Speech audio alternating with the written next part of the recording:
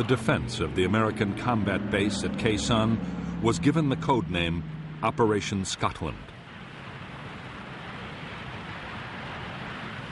Khe Sanh was one of the most remote outposts in Vietnam, but by January 1968, even the American president, Lyndon Johnson, had taken a personal interest.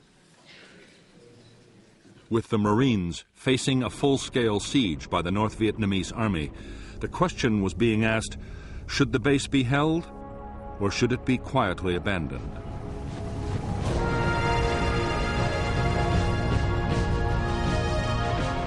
Many in Washington worried that defending Khe Sanh could invite a costly and humiliating defeat. General Westmoreland, the U.S. commander in Vietnam, dismissed all such fears. Already, Khe Sanh was tying up nearly 20,000 North Vietnamese troops, and there might be a chance of winning a major American victory.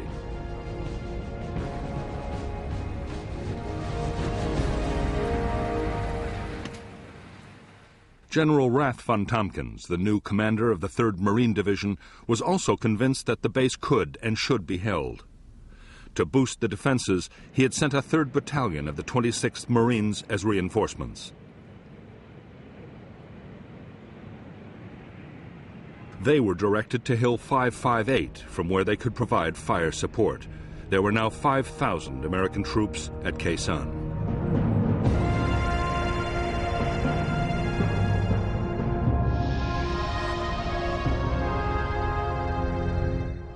The combat base at Khe Sanh was built around a 3,900-foot airstrip. Beside the strip was the Marine Air Traffic Control Unit. Nearby was the 26th Marine Command Post and the Fire Support Coordination Center.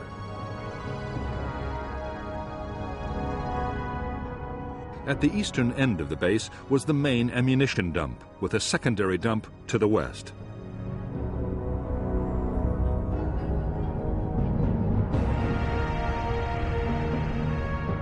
The base perimeter was manned by the 1st Battalion and a company of the 3rd.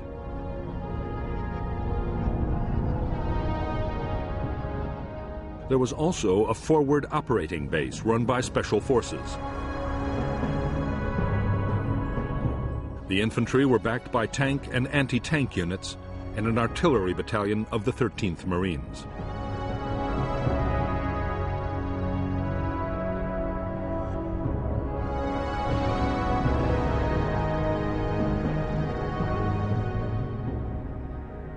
Outside the Khe Sanh base, the Marines held Hill 881 South, Hill 861, and a radio relay station on Hill 950. The whole 2nd Battalion occupied Hill 558 to block the Rao Quan River Valley. Beyond 881 South, the North Vietnamese 325C Division had secretly fortified a chain of hills. On January 20th, 1968, the Americans thwarted an attempt to take 881 South, and just after midnight the next day, 861 was partially overrun, but the attackers were also driven off. At 5:30 a.m., Khe Sanh base itself was hammered by a massive North Vietnamese artillery bombardment.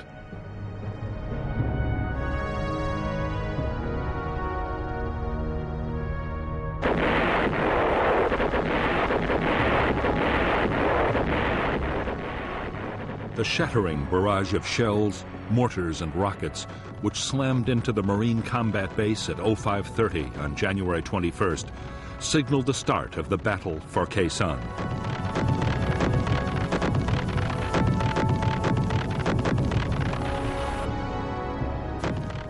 The North Vietnamese gunners had targeted their bombardment with unerring accuracy. As Marines had dived for cover, one of the first rounds had scored a direct hit on the main ammunition store.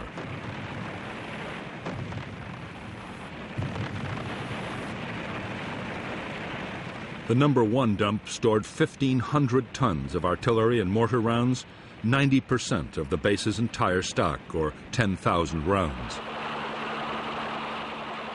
All of it was lost. 18 men were killed instantly and 40 were wounded as the ammunition exploded and shells and mortar rounds flew in every direction. The explosions would go on for another 48 hours.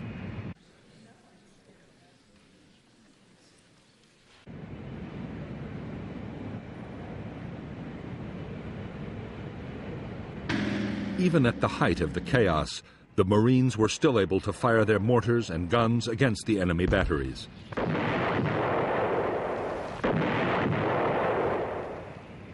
They also called in air support, and very quickly, fighter bombers were blasting the suspected locations of the North Vietnamese artillery, which in return scored 300 direct heavy artillery hits on the firebase.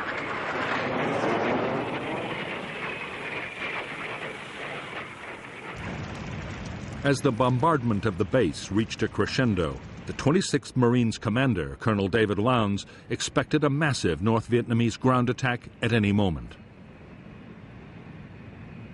But the attack didn't come. The North Vietnamese infantry had a different objective.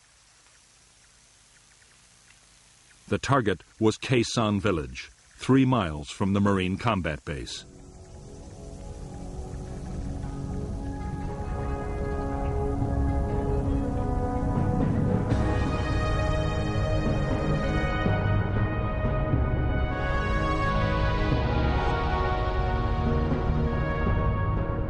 At dawn on January 21st, NVA troops attacked Khe Sanh village, where 200 Marines and South Vietnamese troops were stationed.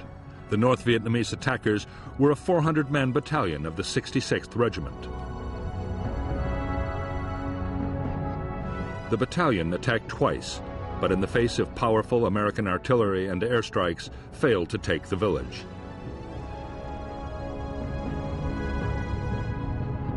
An attempt at reinforcement by a South Vietnamese unit went disastrously wrong, and the whole force was destroyed. Later in the day, the village was evacuated and abandoned to the NVA.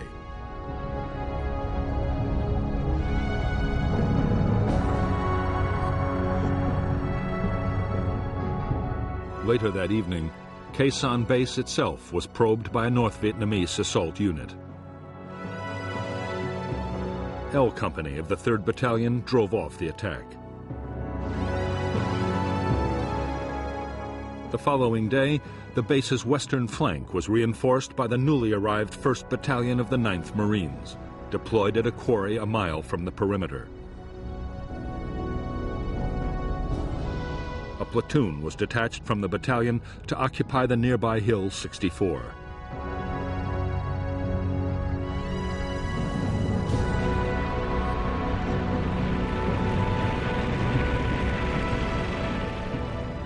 For the Marines inside the Khe Sanh base, the days were now filled with feverish activity. There were sudden heavy bombardments from NVA guns and rockets.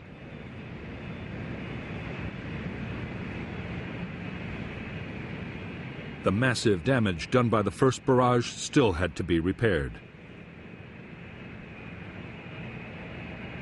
The biggest worry was ammunition. The first aircraft to land all carried shells. More than 130 tons were delivered in just 2 days.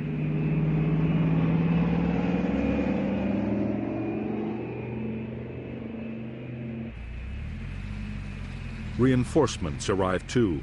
The Marines were joined by 300 South Vietnamese Army Rangers, and Colonel Lowndes now had more than 6,000 men inside the compound and in 7 defended positions on the surrounding hills.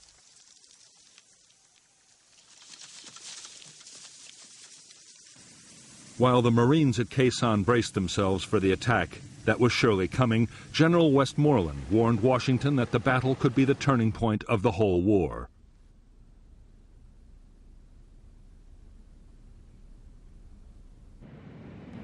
In the United States, President Johnson was getting more and more worried about what might happen. The last thing he wanted was an American version of Dien Bien Phu, but he was determined to support his commander. Westmoreland would be allowed to fight the battle he wanted. There would be no U.S. withdrawal from Khe Sanh, despite the fact that the NVA were still raining between 150 and 300 shells a day on Khe Sanh.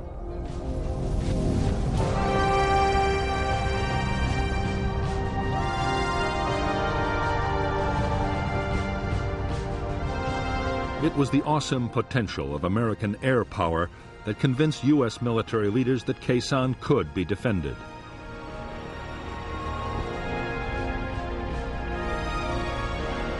Before the battle had started, on 5th January, Westmoreland and U.S. tacticians devised a plan for defending Khe Sanh by bombing. It was already being unleashed on the North Vietnamese divisions with devastating effect.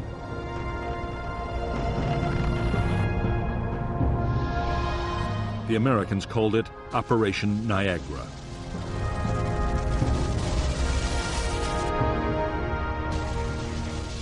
The first part of Niagara was to pinpoint North Vietnamese troop concentrations. Information from air reconnaissance, special forces teams, radio interception, and every other possible source was fed into the intelligence system.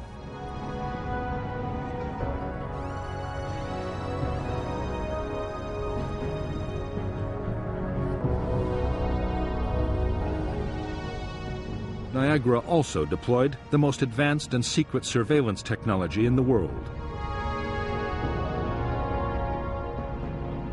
Aircraft and helicopters scattered hundreds of electronic sensors across the enemy's main lines of approach.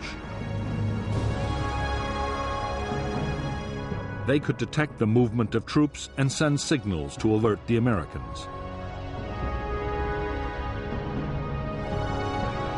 As the intelligence picture built up, Operation Niagara quickly gathered momentum. In spite of rivalry between the Air Force and the Marines over who should control operations, every available warplane in the area was standing by. At the peak of the siege, American planes dropped triple the tonnage of bombs delivered on a peak day during World War II.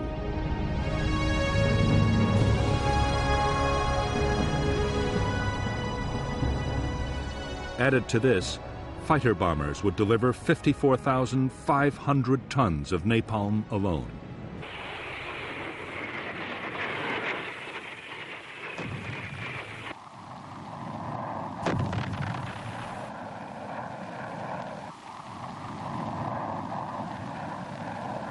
Although fighter bombers were flying the vast majority of Niagara missions, most of the sheer weight of bombs was being delivered by B-52s, as part of an ongoing operation codenamed Arclight. The strikes were flown around the clock. A cell of 3 B-52s arrived over the Khe Sanh area every 90 minutes.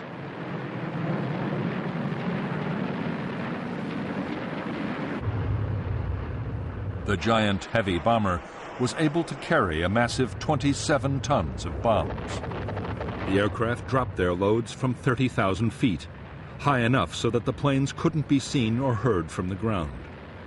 The only warning most North Vietnamese troops got of a raid was the shattering detonation of the first bombs. Over the 77 days of the siege, B-52s flew over 2,500 sorties, dropping more than 53,000 tons of bombs. The biggest Arclight raid of the Vietnam War so far was launched as part of Operation Niagara on January 30th.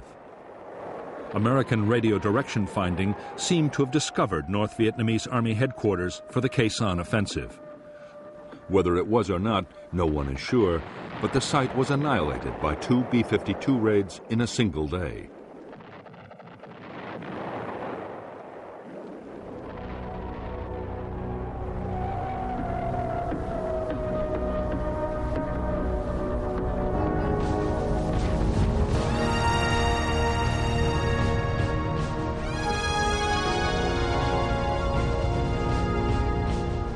Early in the morning of January 30th and 31st, 1968, the general offensive the Viet Cong had been planning for more than 6 months broke with shattering force all over South Vietnam.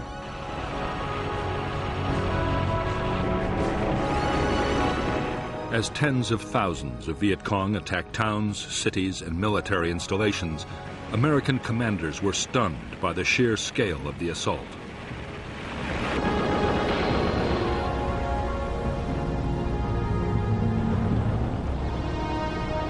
While most of South Vietnam erupted in violence, Khe Sanh was uncannily quiet.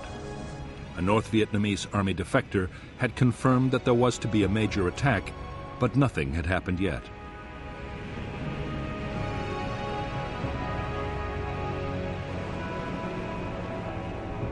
Some U.S. commanders believed that the arc light raids had shattered the North Vietnamese command system. There was no way of telling.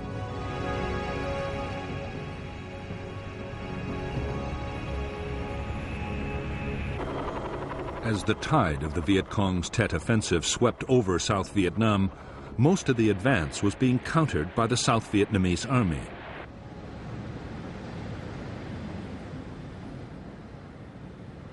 The Americans had been heavily committed in only a few places, mainly around Saigon and in Hue.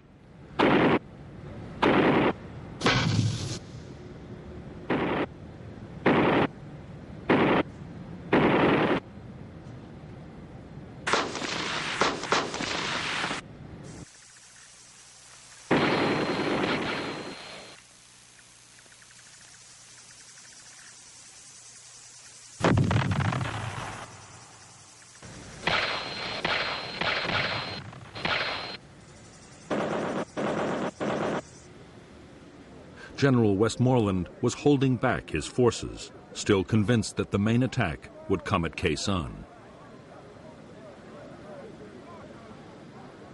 By this time, the weather in the Khe Sanh area had deteriorated badly. Heavy cloud cover had limited American airstrikes. The battle for the combat base had settled into a straight fight between American and North Vietnamese gunners.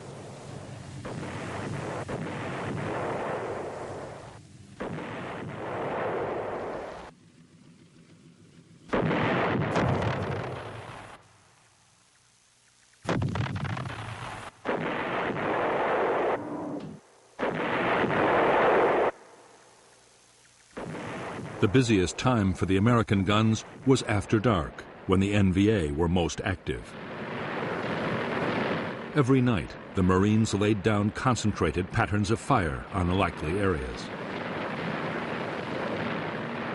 Sometimes, in bombardments known as mini-arc lights, an intense artillery barrage was combined with radar-guided airstrikes to saturate a target completely.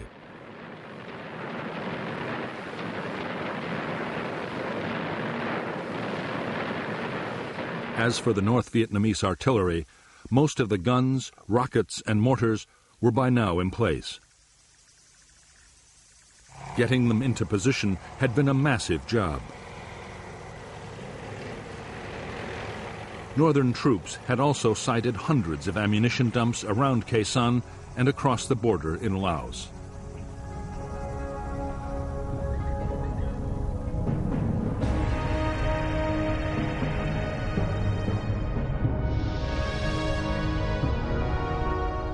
The North Vietnamese had placed large numbers of their shorter-range guns and mortars within 2 miles of the Khe Sanh base.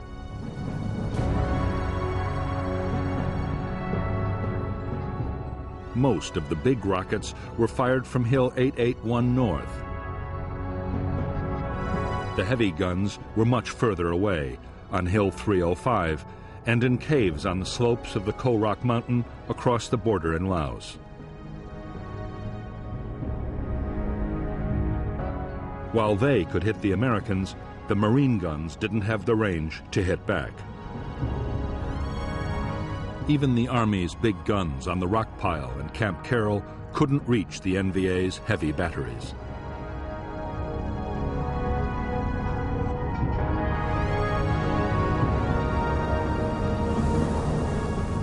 By now, more than 2 weeks into the battle, over 150 North Vietnamese artillery rounds were hitting the Khe Sanh base and its outposts every day, rising to a peak on February 23rd of 1,300. For the Marines, building the best possible protection was a matter of life and death. Orders were that every man had to have access to a bunker able to stop an 82mm mortar round. Command posts were to withstand a 120mm hit.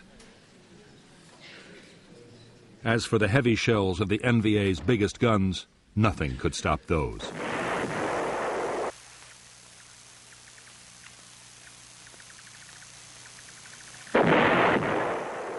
The North Vietnamese artillery hitting Khe Sanh and the marine outposts was all indirect fire. Spotters on the hills corrected the gunners' aim by radio, but the gunners themselves could never see the targets. What NVA commanders wanted most of all was to place guns on the hills overlooking the base. From there, they could pour devastating fire straight down onto the Americans.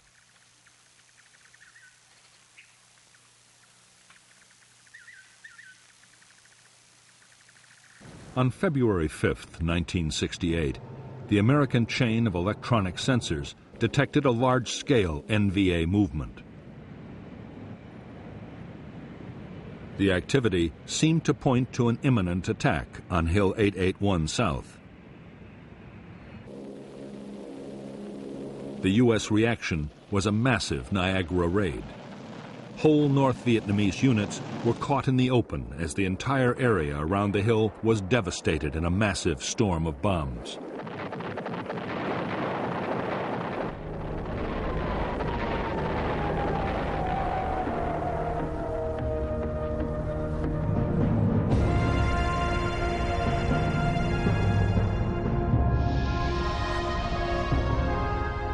Although a North Vietnamese attack on Hill 881 South had been blocked, the Americans had failed to detect a battalion closing on an outpost called 861A.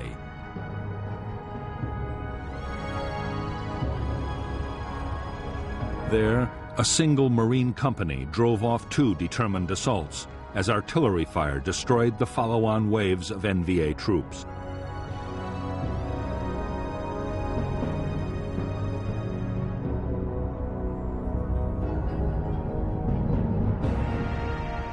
On the night of February 6th, the North Vietnamese 304th Division began to clear ground approaches to Khe Sanh from the west.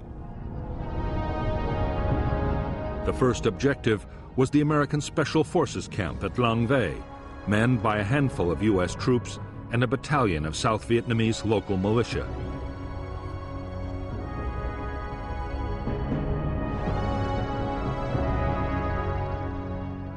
The attack was launched by the 66th Regiment, 1,500 men backed for the first time by tanks. In less than 3 hours, the Long Vây camp was overrun, and only 74 of the 400 U.S. and South Vietnamese defenders survived. The next target for the NVA was Hill 64, occupied by a single American platoon. A two-pronged infantry attack was launched against the hill, but a relief platoon, supported by fierce air and artillery fire, drove the North Vietnamese to the west. There they were again hammered by a massive American bombardment.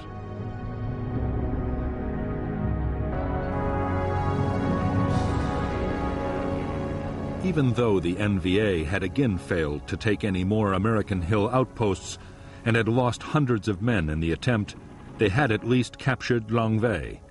A thorn in their side had been eliminated, and they had cleared Route 9 for their own use.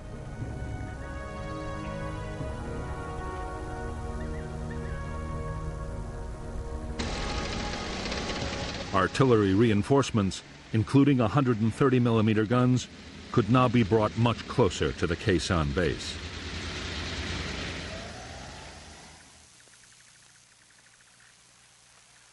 The Americans were sure the NVA had finished building up their forces at Khe Sanh and were ready for the main attack. But to their surprise, the expected assault still didn't come.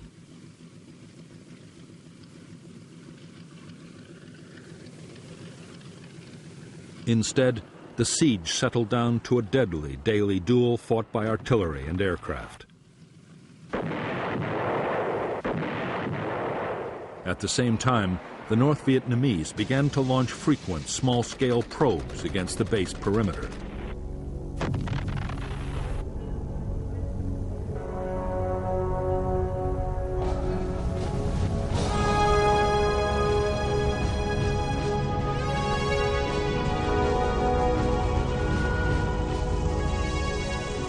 In Washington, anxiety about the fate of the Marines at Khe Sanh was mounting. A relief operation was being planned, but it would demand powerful forces and couldn't be mounted for weeks.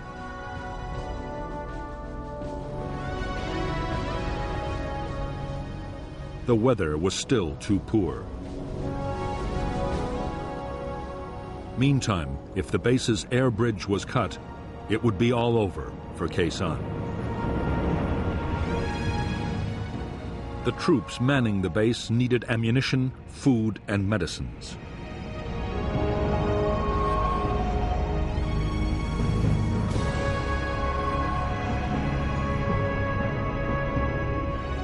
Casualties had to be evacuated.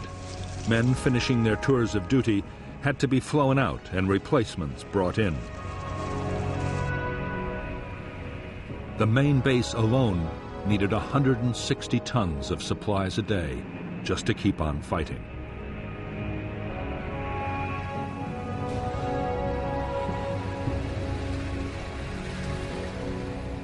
The supply effort depended above all on the huge load-carrying ability of the C-130 Hercules transport.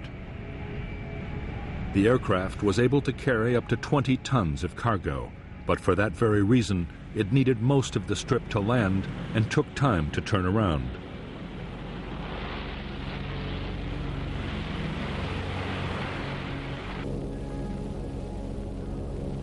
Every plane met a storm of anti-aircraft fire, mortars, and artillery.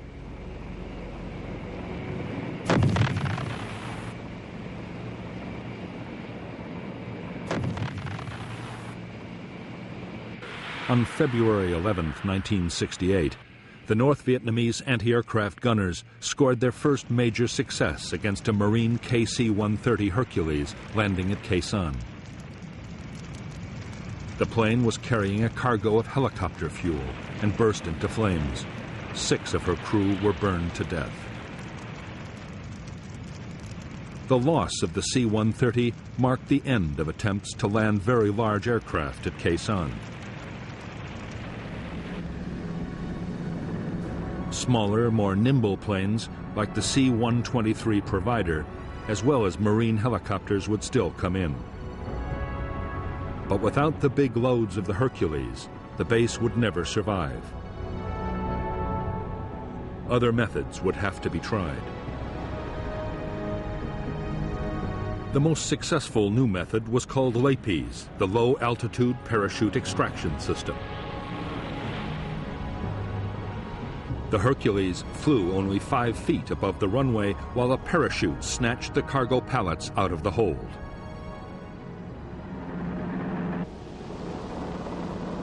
Another technique used a hook and arrestor cable to drag the load from the aircraft.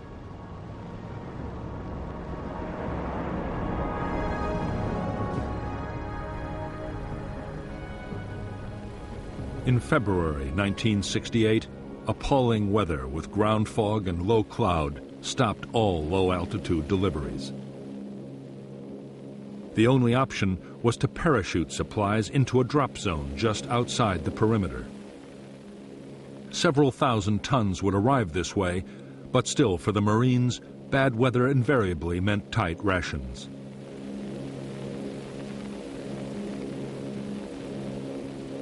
Although the battle to supply the main base was being won, the hill outposts were a much bigger problem. A fifth of Khe Sanh's manpower was stationed on the hills. The men were suffering almost 50% casualties, and the posts depended completely on helicopters for supply.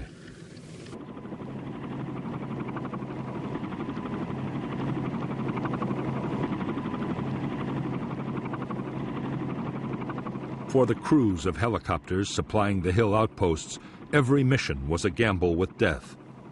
North Vietnamese gunners were quick to target the approaches and the landing zones.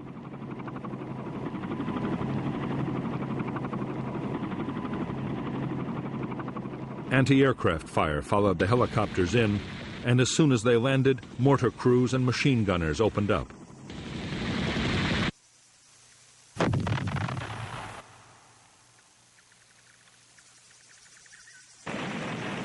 As the slopes of the hills became a graveyard for American helicopters, the Marines realized that the survival of the hill outposts was under serious threat.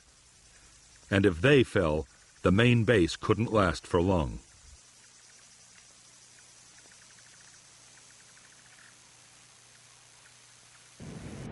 Air commanders worked frantically to devise new tactics for getting helicopters in and out of the hilltop bases safely.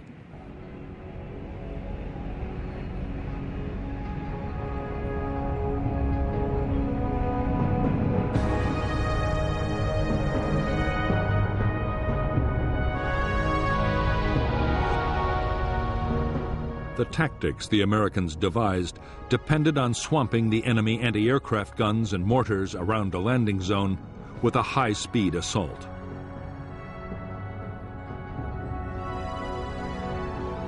"12 Skyhawk fighter bombers, 4 Huey gunships, up to 16 supply helicopters, and an airborne command and control aircraft all acted together.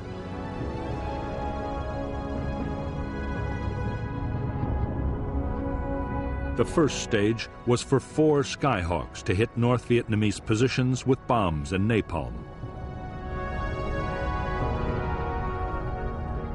2 more laid tear gas. Next, 2 Skyhawks dropped smoke bombs to create a corridor, and 30 seconds later, the transport helicopters swooped in, covered by the Huey gunships. Meanwhile, 4 more Skyhawks with rockets, bombs, and guns made close-in attacks. The whole operation was over in less than 5 minutes.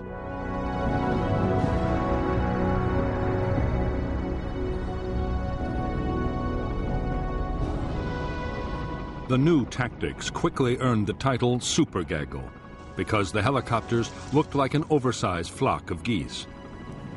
With the fighters and gunships in the air too, the method took incredible timing to pull off successfully.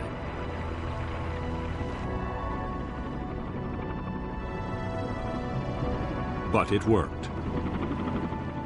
Only 2 more helicopters would be shot down supplying the hill outposts.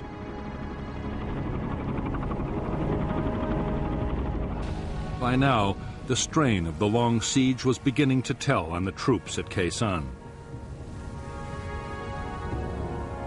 Being under shell fire every day meant a steady drain of casualties and constant tension. Food was often down to 2 C-ration meals daily. Conditions were appalling. The bunkers were knee-deep in filth and mud and overrun by rats. In addition, it was impossible to forget that up to 20,000 enemy soldiers were waiting for the signal to storm the base.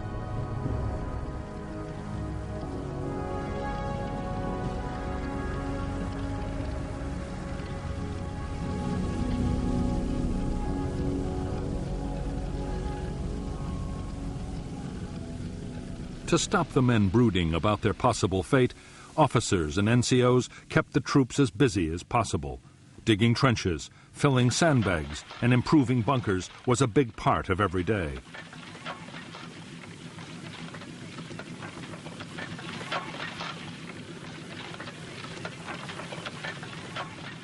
There was some patrolling too, although not more than 500 yards from friendly lines. Colonel Lowndes had no intention of sending his men into certain ambushes, and in any case, they had to be kept clear of the Niagara bombing raids.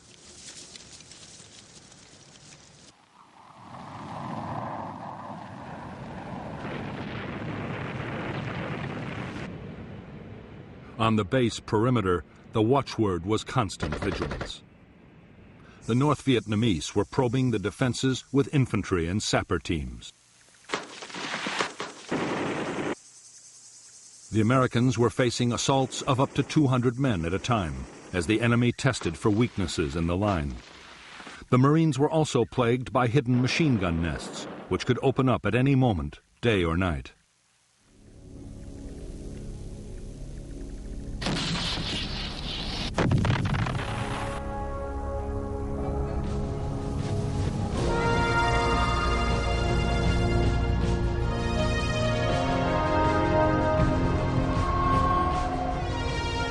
By now, the attention of the American public was riveted by the Battle of Khe Sanh. The story was being covered by dozens of journalists and was featured on network television every day. Stories about Khe Sanh accounted for 25% of all film news reports about the war on U.S. networks and up to 50% on CBS. Arguments raged over the rights and wrongs of trying to hold the base. In Washington, President Johnson was deeply worried about the fate of the Marines at Khe Sanh. He was constantly demanding the latest information on the battle. A model of the base had even been brought into the White House Situation Room. For the first time in the Vietnam War, the room was on full alert, 24 hours a day.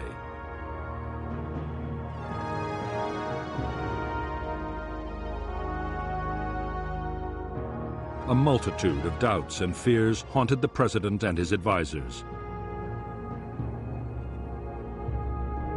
Should nuclear weapons be used to save the base, as some had suggested? What if the enemy diverted or poisoned the base's water supply? Most worrying of all, what if enemy jets mounted a sudden bombing attack on Khe Sanh? It would be a massive propaganda victory for the North.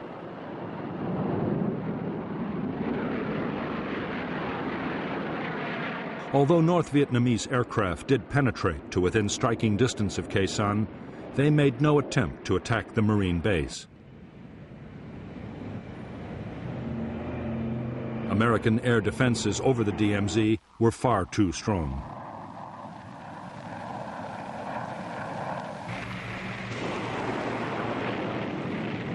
The biggest threat to the Marines at Khe Sanh did not come from modern fighter aircraft. It came from one of the most primitive weapons in warfare. The North Vietnamese besieging Khe Sanh were digging mile upon mile of trenches and bunkers, just as they had at Dien Bien Phu. They were fast approaching the perimeter of the combat base itself.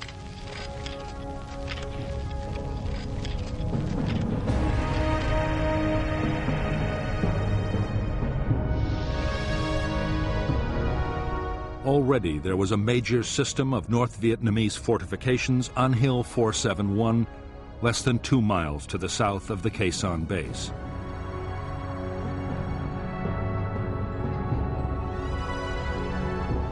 Now, at incredible speed, the trench lines were being extended northwards until they reached to within 25 yards of the American perimeter.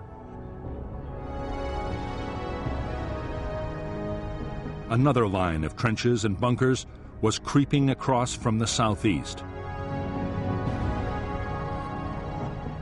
The NVA plan was for the infantry to mass under cover of the trenches before launching their final assault.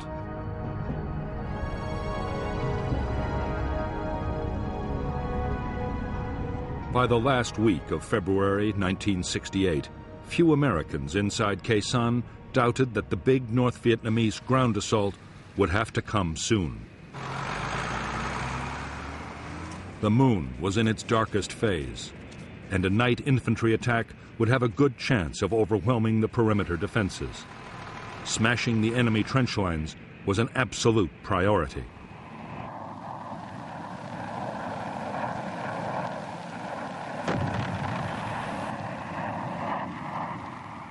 The Americans tried every conceivable method to destroy the trenches. napalm and bombs were rained down in huge quantities. The Marines fired countless artillery barrages.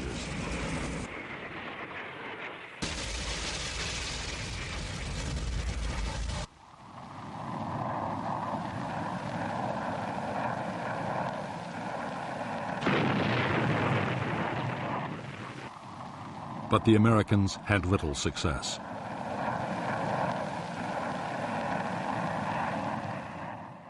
The discouraging fact, learned from other wars, was that it could take 1,000 hits to destroy 100 yards of trenches.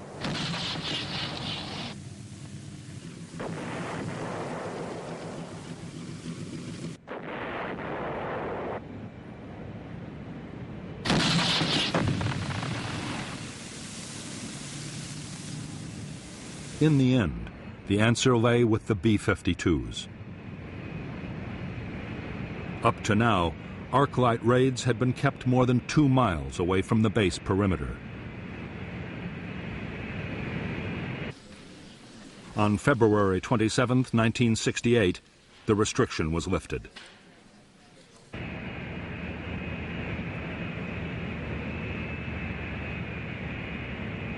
For the first time, the B-52s, under close radar guidance, dropped their bombs to within 1,200 yards of the Khe Sanh base.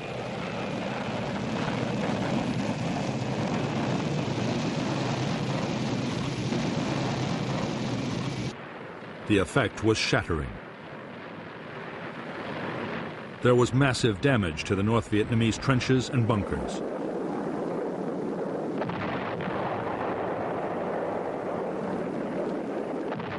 It was a turning point in the battle for Khe Sanh. From now on, close-in bombing by B-52s would play a major part in the defense.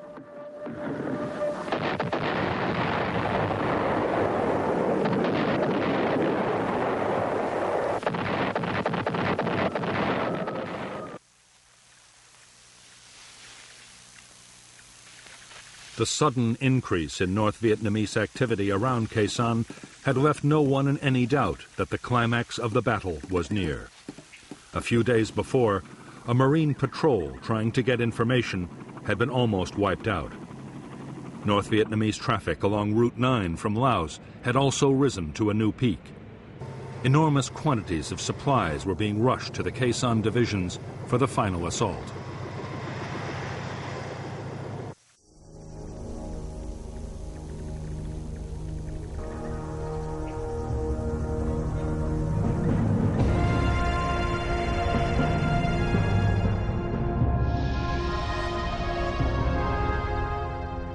The 66th Regiment of the North Vietnamese 304th Division was assembling near a plantation to the south of the Khe Sanh base.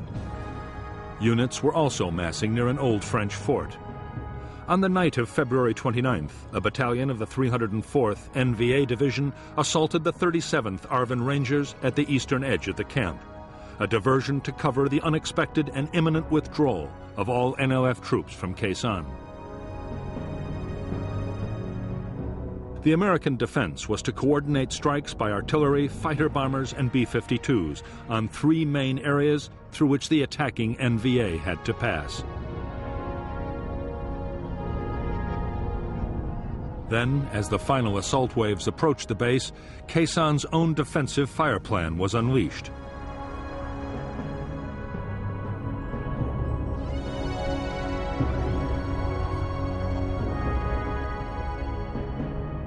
The base perimeter at the point of attack was manned by the 37th South Vietnamese Ranger Battalion. As the lead NVA units advanced, the base fired an artillery pattern forming the sides of an open box.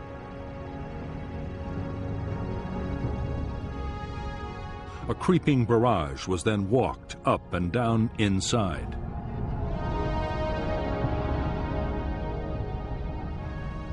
At the same time, 2 NVA battalions, cut off behind the box, were hit by fighter bomber strikes. While long-range artillery from the Rockpile and Camp Carroll created a moving outer cordon.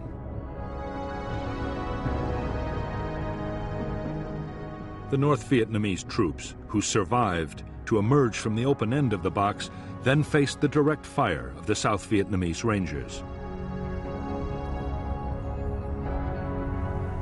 Over the next week, despite continued aerial bombardment and the barrage of artillery fire, the trenches came even closer.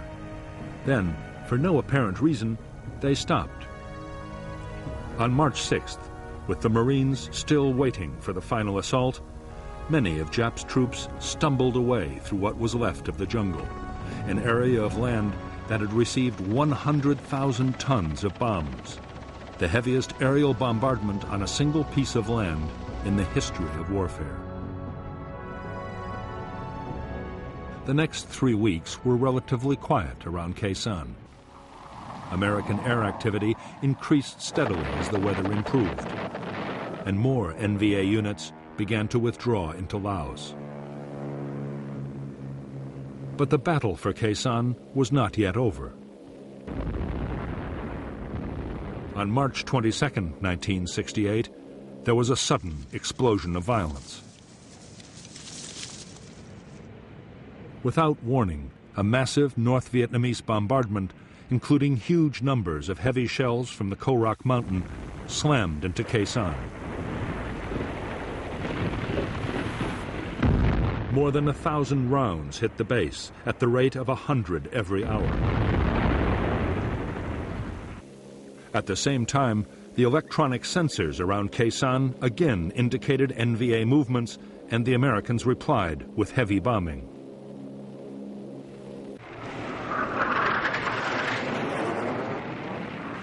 As the weather steadily improved, U.S. air attacks around the Khe Sanh base grew fiercer by the day. Further afield, over the North Vietnamese rear areas, fighter bombers roamed with orders to pounce on any movement.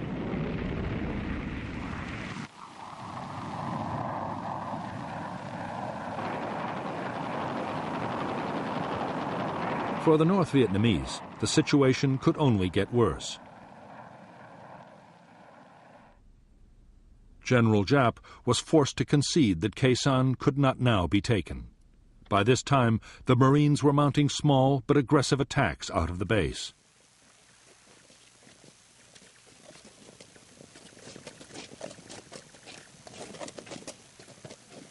General Giap now ordered the remainder of his units to pull back from Khe Sanh. One by one, the NVA regiments around the base melted away. Only 6,000 troops were left behind to continue the siege of the Marine combat base.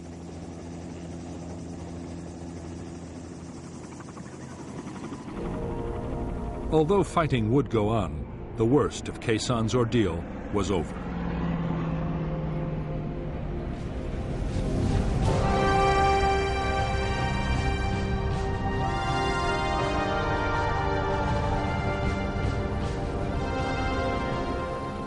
On April 1, 1968, the Americans formally ended Operation Scotland, the defense of Khe Sanh, and 7 days later began Operation Pegasus. April 9th was the first time in 45 days that no shells fell on Khe Sanh.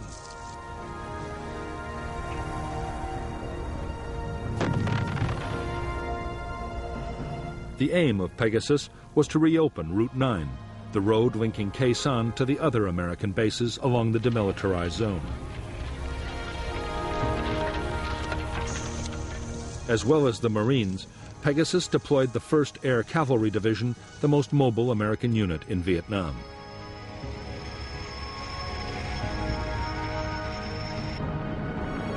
The Air Cavalry had more helicopters and airborne firepower than any other U.S. unit. It was perfectly suited to the rugged and demanding terrain near Khe Sanh.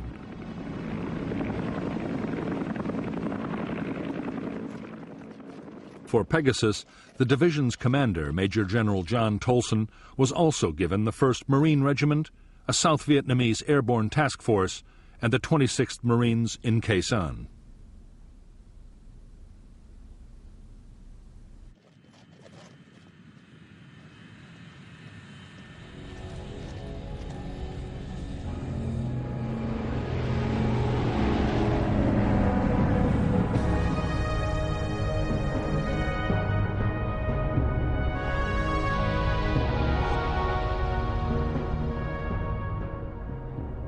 The entire length of Route 9 was still dominated by North Vietnamese Army units, especially elements of the 66th and 29th Regiments.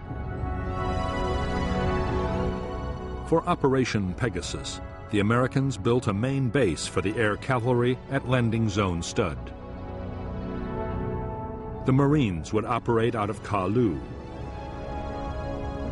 The plan was for air assaults to seize landing zones and fire bases north and south of Route 9, while other forces pushed down the road.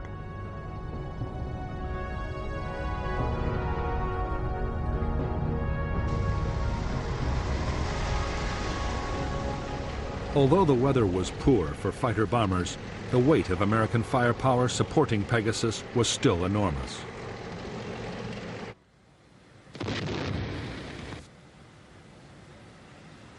In a single day, the Americans fired more than 10,000 artillery rounds.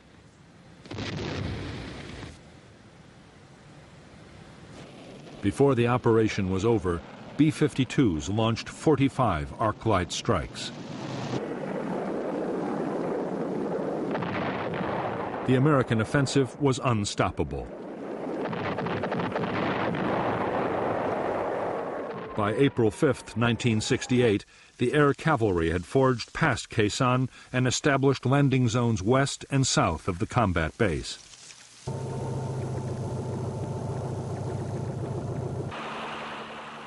While the cavalry consolidated their new positions, the Marines in Khe Sanh mounted their own breakout assaults.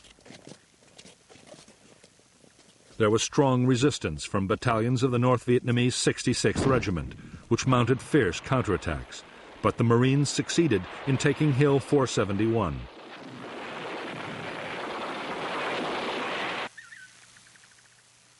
It was the first of a string of NVA hills recaptured over the next few days.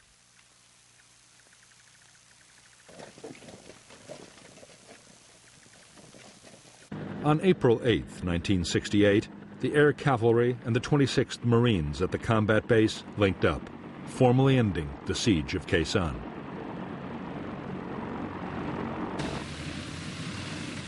In fact, the Marines were less than pleased to be seen as being rescued by the Army. In their view, they had long since guaranteed their own survival.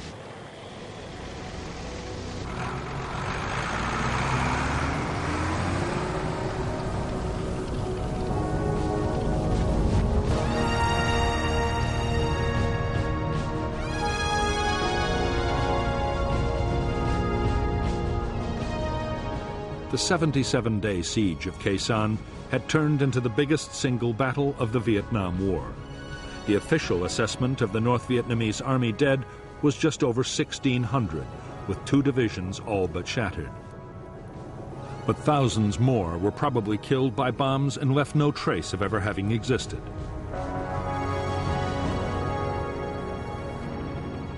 By the end of Operation Pegasus, American and South Vietnamese units had suffered 1,000 dead and 4,500 wounded.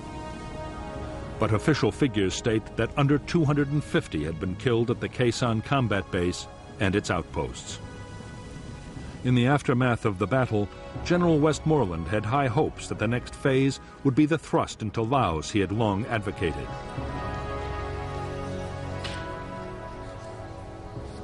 He now had the forces he needed.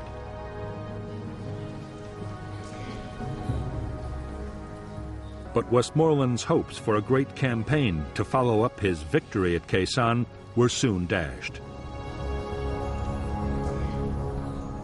In the United States, by the spring of 1968, American public opinion had turned sharply against the war in Vietnam.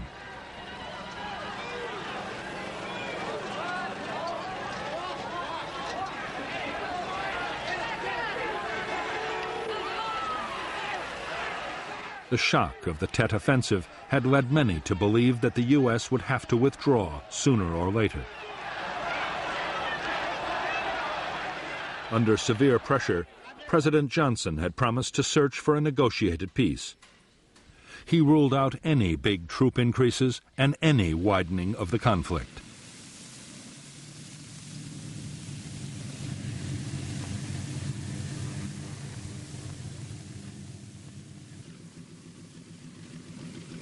In June 1968, General Westmoreland approved the destruction of the Khe Sanh combat base. The president's decision not to widen the war had meant there could be no offensive into Laos.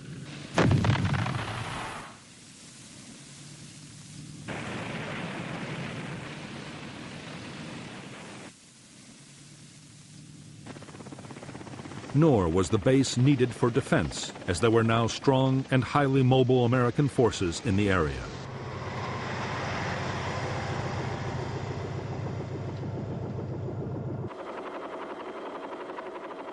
In any case, as both sides were slowly beginning to realize, even as the battle had raged at Khe Sanh, the war had changed out of all recognition.